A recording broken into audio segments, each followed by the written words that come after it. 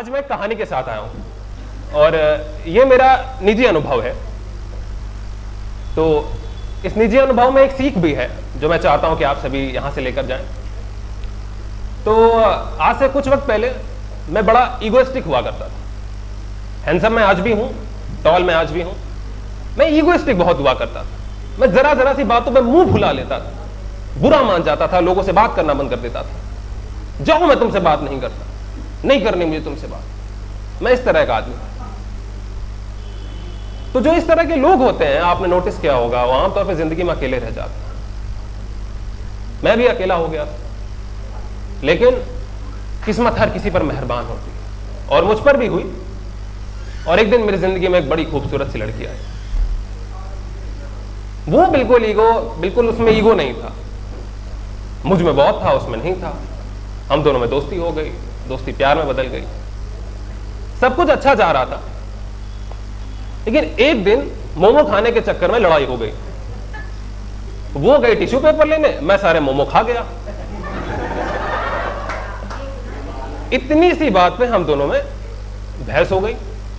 मैं ठहरा इगोइस्टिक आदमी, मैं नहीं बोलना सॉरी, अरे जाओ जाओ, आज जैसे बहुत देखे मैंने। वो चली भी गई। एक हफ्ता हो गया, बात नहीं हो रही। मैं परेशान, मैं क्या करूं। बड़ी मुश्किल से तो मुझे मेरा जीवन साथी मिला है, दोस्त बनते नहीं हैं, जो है वो भी जा रहा है, मैं क्या करूं। सॉरी नहीं बोलूंगा मैं, ये तय था। मैं ठहरा इगोइस्टिक आदमी, ना सॉरी नहीं, तो करूं क्या। तो मैंने जो प्राचीन तरीका है, जो हमारे पूर्वज सिखा के गए हैं, वो लगाया। मैंने उठाया व्हाट्सएप, जितने सैड स्टेटस हो सकते थे सब डालने चालू किए। एक से एक सैड शायरी, सैड पोयम। अरे बड़ा पछताओगे, इसमें तेरा घाटा, जाओ दिल तोड़ के हंस रही हो मेरा पत्थर के सनम। सब लगा दिया मैंने सोचा देखेगी, पिघल जाएगी। थोड़ी देर बाद रिप्लाई आया ना, मनहूस कहीं का।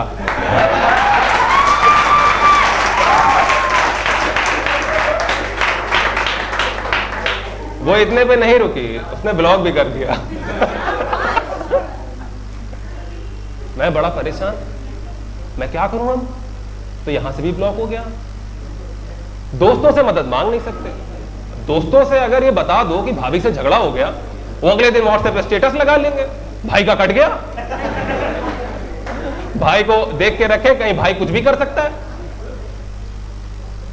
अब ये परेशानी बढ़ती जा रही थी, क्योंकि आप लोग ये समझें, जो लड़की मुझे अच्छी लगती है वो औरों को भी तो अच्छी लगती है।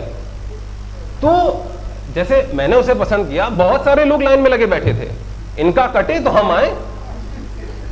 मैं बड़ा परेशान, मैं क्या करूं। फिर मैंने एक और बॉलीवुड मूवी देखी। मैंने कहा इस बार लिखता हूं लव लेटर, बढ़िया वाला। लेकिन ईगो बार बार सामने, सॉरी नहीं बोलूंगा मैं। लव लेटर में लिखूं क्या। मैंने लगाया दिमाग, मैंने लिखा, देखो जानू, मैं जानता हूं तुम मेरी बिना तड़प रही हो। मैं जानता हूं, कितना भी छुपा लो, तुम तड़प रही हो मेरे बिना। ऐसा करूं, सॉरी बोल दो, बात खत्म।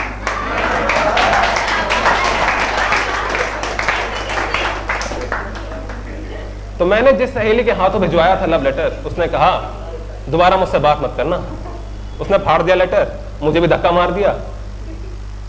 यार ये भी यार ट्रिक फेल हो गई। अब मैं क्या करूं।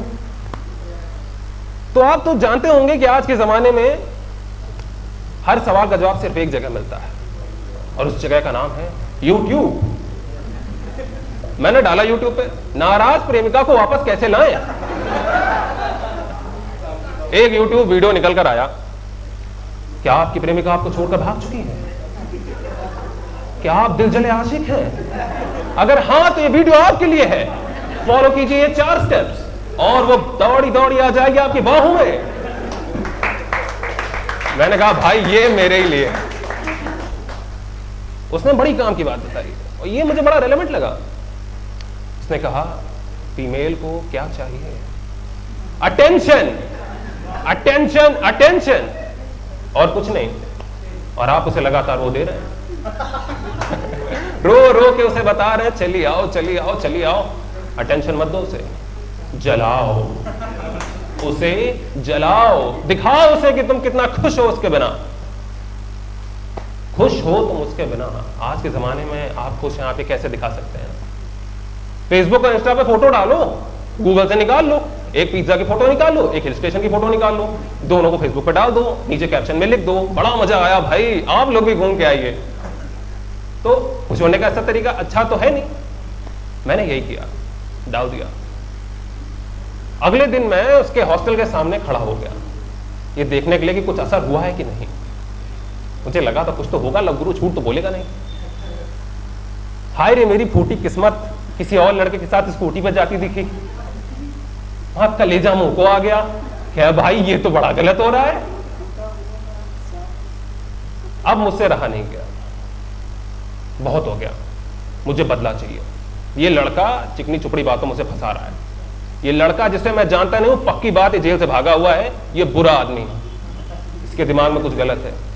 मैं इसे नहीं छोड़ूंगा। मैं तुरंत गया स्टेशनरी की दुकान। मैंने कहा भाई एक बड़ा वाला कंपास दो, बड़ा वाला, इसकी स्कूटी नहीं बचेगी आज। गई, मैं गया पार्किंग में, पहला टायर, दे पंचर दे पंचर दे पंचर। दूसरे टायर की तरफ मैं बढ़ा अपना प्रतिशोध देने के लिए। उतने में वो आ गई। उसने मुझे देखा, वो पूरा माजरा समझ गया कि चल क्या रहा है। उसने कहा तुम गूगल से फर्जी फोटो लगा के डाल रहे हो, बैठ के स्कूटी पंचर कर रहे हो, तुमसे एक सिंपल सॉरी नहीं बोला जा रहा। मुझे भी एहसास हुआ यार, सही बात है यार, सॉरी बोल देना चाहिए था। मैं खड़ा हुआ, मैंने कहा जानू मुझे माफ कर दो, मुझसे गलती हो गई। उसने कहा ठीक है कोई बात नहीं। मैंने कहा तो ये लड़का कौन है?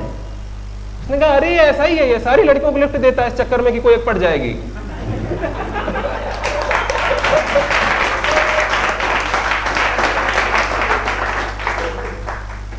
तो साथियों मैंने कहानी क्यों सुनाई?